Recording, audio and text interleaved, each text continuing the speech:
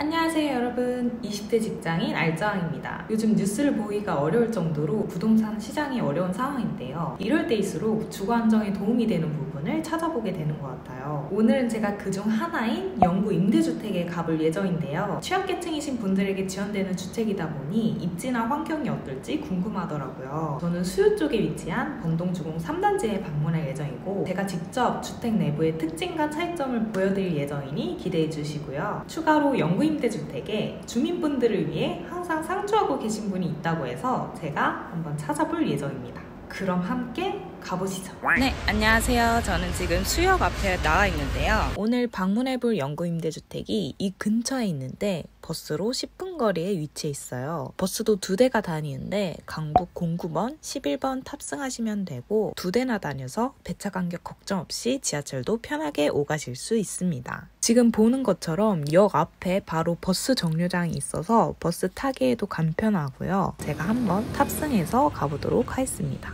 09번 버스가 와 있길래 탔는데 생각보다 금방 도착할 수 있었고, 정류장에서 내리니 바로 단지 모습이 보이더라고요. 제가 도착한 날이 마침 쓰레기 버리는 날이었는데도 단지가 조용하고 깨끗했어요. 오래된 구축임에도 겉으로 보기엔 크게 안 느껴질 만큼 관리가 아주 잘 된 느낌이었는데요. 여기는 서울번동 3단지 영구 임대주택 현장인데요. 이 근처에는 거주하시는 분들의 삶의 질이 높아지는 다양한 근린시설이 즐비해 있는데요. 축구는 물론 수영과 산책까지 할 수 있는 공간들이 있어서 제가 하나씩 소개해드리도록 하겠습니다. 첫 번째로 강북 웰빙 스포츠 센터가 있는데요. 3층짜리 건물로 월정기 강좌 접수가 가능한데 수영장, 스쿼시장, 에어로빅장, 다목적 체육실 등 다양한 스포츠를 즐길 수 있습니다. 두 번째로는 구민운동장이 있는데요. 관람석 3,000석의 규모의 축구장으로 인조잔디 구장과 샤워실도 보유하고 있다고 합니다. 실제로 구민들이 많이 와서 운동하고 계시더라고요. 그리고 근처에는 서울에서 세 번째로 큰 공원인 북서울 꿈의 숲도 있는데요. 고즈넉한 자연정취를 느낄 수 있고 잔디광장과 월영지, 칠폭지 등 아름다운 경관을 즐기실 수 있습니다. 마지막으로 우이천도 있는데요. 배산임수라는 말이 있듯이 물이 보이는 집이 좋은 집이라고 하잖아요. 단지 바로 앞에 천이 있어서 편하게 산책하실 수 있습니다. 이렇듯 살면서 필요한 근린시설이 다 근처에 있어서 거주하기에 환경이 좋더라고요. 그렇다면 이젠 단지 근처엔 어떤 시설이 있는지 확인해 보려고 하는데요. 제가 정말 놀랐던 게 단지 바로 옆에 이렇게 초등학교가 있습니다. 거의 초품마일 수준으로 초등학교가 가깝게 있고요. 근처에 중학교도 있고, 제가 임장할 때 가장 중요하게 보는 요소 중 하나가 학교 간의 거리인데 이 정도면 거의 초품화 수준인 것 같고요. 큰 도로를 지나지 않고 등교할 수 있어서 안전하고 동네가 조용해서 거주하기에 좋은 것 같습니다. 그리고 제가 또 중요하게 보는 것 중 하나가 바로 평지인데요. 경사가 있으면 거동이 불편하신 분이나 유모차나 자전거를 끌 때 많이 불편하기 때문에 저는 평지를 선호하는데 이 단지는 다 평지여서 그것도 마음에 들더라고요. 그리고 단지 내에 놀이터가 2개나 있어서 어린 자녀가 있는 분들도 거주하시기에 아주 좋아 보였습니다. 또한 편세권으로 단지 바로 앞에 편의점이 있는데요. 옆에도 대형마트가 있어서 필요할 때마다 편하게 장 보실 수도 있겠더라고요. 그리고 번동주공 3단지가 90년도 10월에 지어진 오래된 구축임에도 엘리베이터가 모든 동에 구비되어 있고 동 간의 거리도 멀고 단지 대비 넓은 주차장이 있어서 자차 이용하시는 분들도 편하게 이용하실 것 같더라고요. 단지 구경을 모두 마치고 주택 내부를 구경하기 위해 번동주공 3단지에 상주하고 계시는 주거복지사 김현난 팀장님을 만나 뵙게 됐는데요. 오늘은 올해 4월에 지어진 309동과 33년 전에 지어진 306동을 함께 살펴볼 예정이에요. 먼저 309동에 지내고 계시는 할머님을 뵈러 갔는데요. 가장 눈에 띄었던 점은 복지동이라서 그런지 모든 복도에 안전 손잡이가 있더라고요. 거동이 불편하신 분들에게 정말 편리할 것 같고요. 집 안으로 들어가니 신축이라 깔끔한 환경은 물론 다양한 보조기구도 있었습니다. 냉난방을 조절하고 관리실에 호출할 수 있는 월패드도 있었고요. 에어컨도 다 설치가 지금 들어와 있거든요. 그리고 어르신들은 또 안전하게 잠깐 화장실 한번 열어볼게요. 화장실은 편안하게 이렇게 미닫이로 문으로 이렇게 되어 있고, 이렇게 안전 손잡이도 변기 옆에 어르신들 불편하지 않게, 그래서 화장실을 사용하실 때도 굉장히 편리하시죠.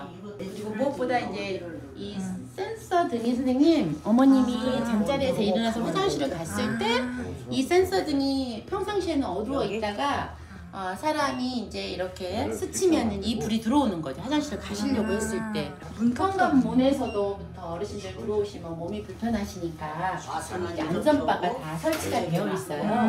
그래서 굉장히 만족해 하시죠. 이거는 입주할 때 뭐 신청을 하는 건가요? 아니에요. 전체적으로 원래 다 있어요? 예, 시설에 다 들어가 있습니다. 만족도가 올 100이에요. 네. 아주 올백이에요. 저 드는 볼까요? 돼 있어요. 여기는 이제 왔다 갔다 해면 저기서 켜지는 거예요. 네, 내가 활동에 없으면요, 저기 안 움직이면 오신다. 안전 센서 감지기 움직임이 네. 없으면 네, 확인을 네. 하러 오시는 거구나. 네네. 이제 베란다는 중요 물품 이렇게 놓고 사용하시고 실외기 장소가 이렇게 있으시고 그리고 이제 고령자 어르신들의 100세대만큼은 네. 전체적으로 남향으로 다 배치를 했어요. 그래서 어르신들이 해도 잘 들어오고 그러네요. 낮에는 천도 따뜻하고 보이고. 네. 그래서 이제 전경도 나쁘지 않고 여기는 불편할 게 네네. 없어요. 그래서 어르신들이 굉장히 만족도가 높죠. 여기가 지금 현재 몇 평인 거죠, 여기가? 13평으로 알고 왔어.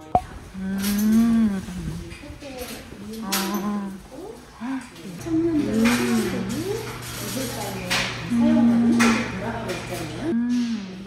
진짜 아이 키우기에 좋겠네요. 키즈카페. 306동으로 넘어가면 확실히 노후되어 있긴 하지만 깔끔하고 조용한 환경이었고 혼자 거주하시기에는 부족함이 없어 보였어요. 복지동처럼 거동보조 기구가 있진 않지만 친숙한 구조와 주거복지사님의 돌봄 서비스로 오래 거주하실 만큼 만족도가 높아 보였습니다.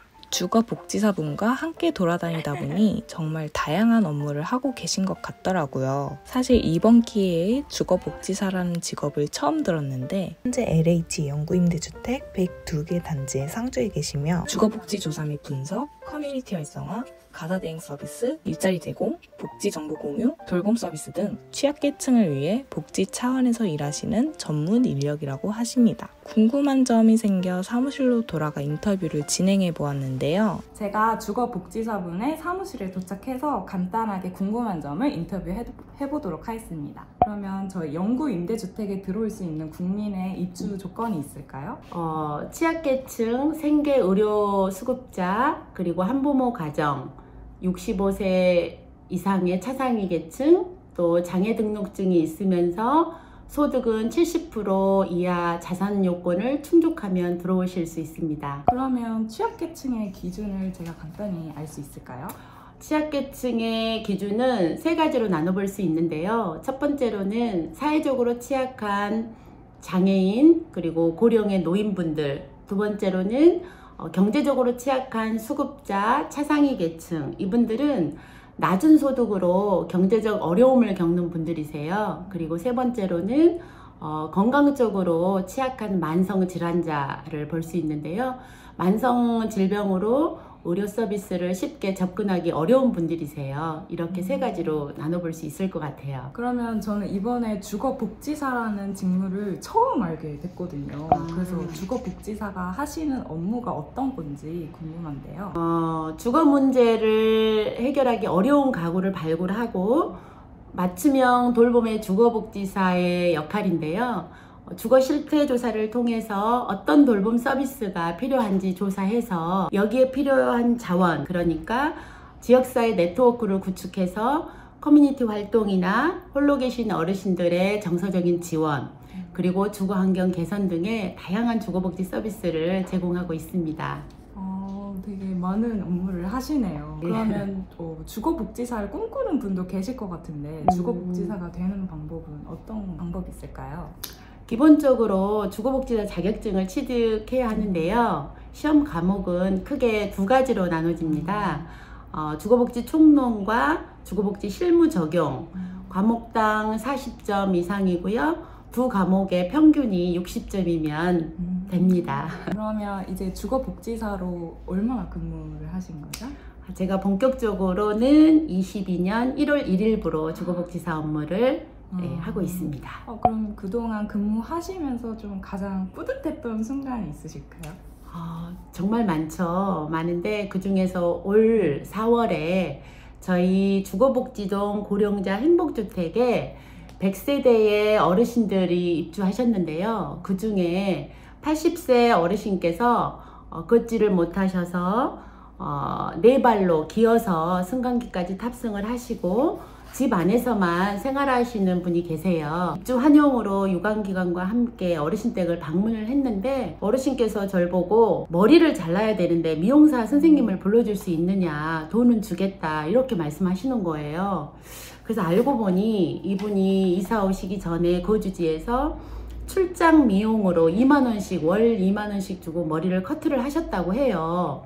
그래서 이분한테는 정말 필요한 게 찾아오는 이 미용 서비스가 필요하구나 라고 생각을 해서 지역사회 미용실과 연계하고 무료로 이 미용 서비스를 지원하기 시작했고요. 어머니뿐만 아니라 시각장애를 가지고 계시는 아버님, 또 와상환자로 누워만 계시는 어머님, 이분들을 다 포함해서 이렇게 혼자서는 미용실을 찾아갈 수 없는 분들에게 주거 안에 이 미용 서비스를 지원을 해드렸을 때 이분들이 행복해하는 모습을 볼 때 저 역시 보람을 느끼고 행복하고 뿌듯하죠. 네, 좋습니다. 제가 개인적으로 궁금한 게 그러면 한 단지에 보통 몇 분 정도? 지금은 이제 정부에서 시범 사업으로 올 4월부터 전면적으로 전국에 올 12월까지 111개를 한 단지에 한 명씩 주거복지사를 관리사무소에 배치했습니다. 네, 알겠습니다. 오늘 이렇게 영구 임대주택에 다녀왔는데요. 보셨던 것처럼 주변의 입지나 환경도 너무 좋았고 다양한 평형과 커뮤니티 시설로 주거의 질도 점점 좋아지고 있어서 입주자 요건에 맞는다면 무조건 신청하시는 게 좋을 것 같은데요. 고금리 상황에 무주택 서민의 주거 부담이 가중되고 있는데 상대적으로 저렴한 임대료로 부담을 줄일 수 있으니 관심 있으신 분들은 마이온 포털에서 입주자 모집 일정을 확인해 보시길 바랍니다. 아무래도 영구임대단지는 독거 노인이나 취약계층이 많이 거주하시기 때문에 밀착 돌봄이 필요한 상황인데 주거복지사분이 상주에 계셔서 주민분들의 만족도가 높고 단지도 관리가 잘 돼 있는 느낌이 들더라고요. 이번 기회를 통해 주거복지사라는 직업을 자세히 알 수 있어서 좋았고요. 간접적으로 체험해봤는데 제가 오히려 더 좋은 말씀도 듣게 되고 마음도 따뜻해져서 너무 뜻깊었던 하루였습니다. 이렇게 제가 오늘 영구임대주택과 주거복지사라는 직업을 알려드렸는데요. 이 지원이 꼭 필요하신 분들은 마이온 포털에 가셔서 공고를 꼭 확인하시길 바라고요. 저는 다음 영상으로 인사드리도록 하겠습니다. 감사합니다. 다음 영상에서 만나요.